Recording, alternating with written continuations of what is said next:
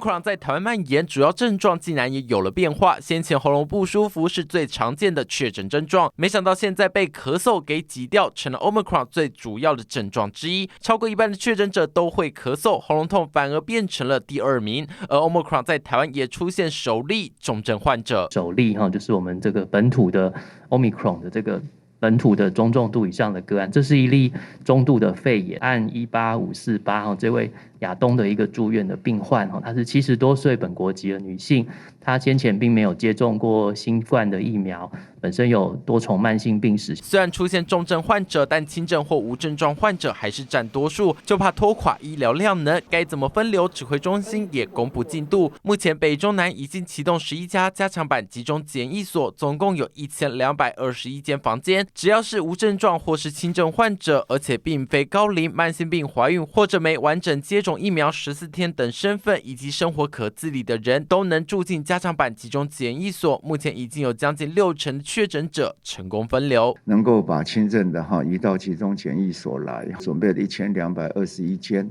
那相对是够。Omicron 流行症状再出现变化，防疫政策势必得再检讨，也为疫情再添变数。记者张正明、徐国豪台北报道。